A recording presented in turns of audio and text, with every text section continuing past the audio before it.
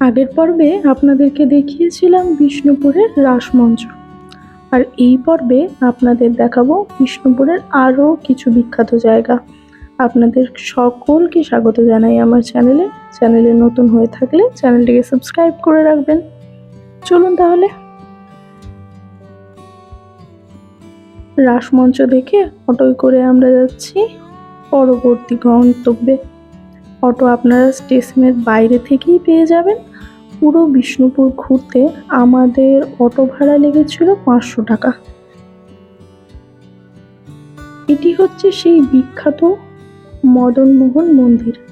ভেতরে ফটো তোলা যায় কিন্তু ভিডিও করা যায় না, তাই আপনাদেরকে বাইরে থেকেই দেখাচ্ছি। মদনমোহন মন্দিরটি হলো শ্রীকৃষ্ণের মন্দির। কৃষ্ণকে মদনমোহন রূপে পুজো করা হতো, কিন্তু বর্তমানে কোনো পুজো হয় না এই মন্দিরে।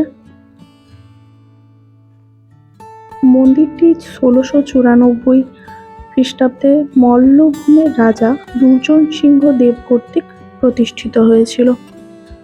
মন্দিরটি এক রত্ন মন্দির।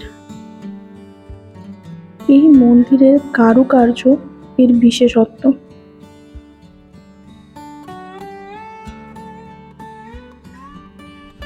এরপরে আমরা দেখে নিয়েছিলাম এটা হলো পাথরের রথ।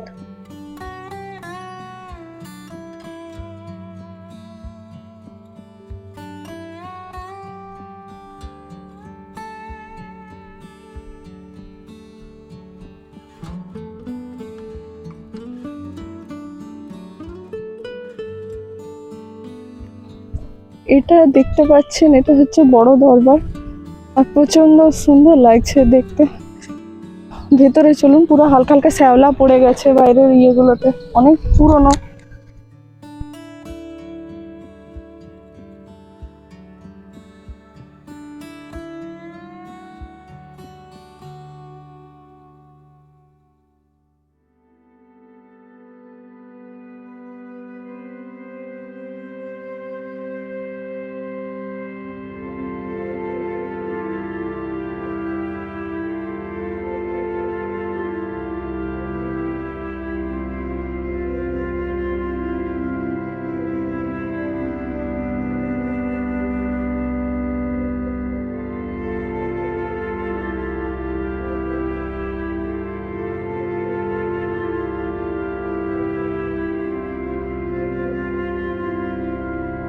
চলুন তাহলে নেক্সট ডেস্টিনেশনে যাওয়া যাক।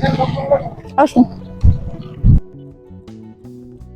এটা হলো লালজি টেম্পল, আর এখানের জায়গাটা অনেক এরিয়া জুড়ে গাছপালা পার্ক করা আছে পুরো এক সাইডে। আর এখানে ঢুকতে টিকিট মূল্য মাত্র 5 টাকা করে লাগে। সবাই আসুন আর এটা দেখুন। ভেতরে ক্যামেরাটা অ্যালাউ নেই, মানে একদম ভেতরে। এটা পুরো আপনারা ঘুরতে পারেন, ভিডিও করতে পারেন, ফটোশুট করতে পারেন, যা ইচ্ছা রিলস বানাতে পারেন। চলুন আপনাদেরকে দেখাচ্ছি।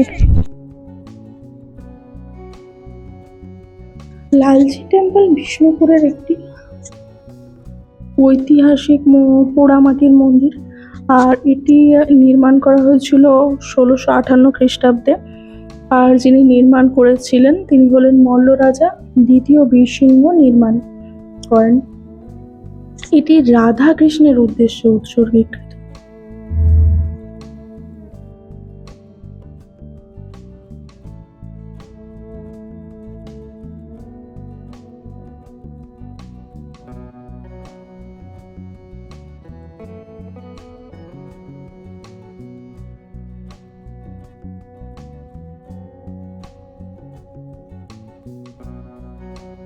এত বেশি গরম লাগছে প্রচন্ড পরিমাণে, তাই এখন আইসক্রিম খেয়ে নিচ্ছি। এটা হচ্ছে রাধেশ্যাম টেম্পল। এখানেও ভেতরে ভিডিও করা যায় না।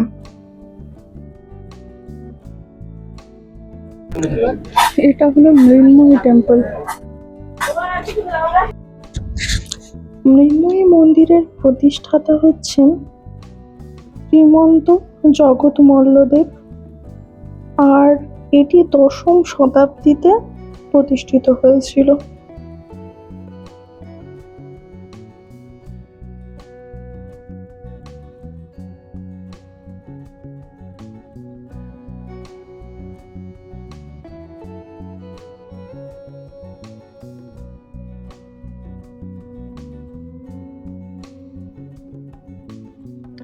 আজকের ভিডিও এই পর্যন্ত। এই পরের পর্বে আপনাদেরকে বিষ্ণুপুরের আরও কয়েকটি জায়গা ঘুরিয়ে দেখাবো। ভিডিওটি ভালো লেগে থাকলে চ্যানেলটিকে সাবস্ক্রাইব করে রাখুন আর লাইক করতে ভুলবেন না। বাই।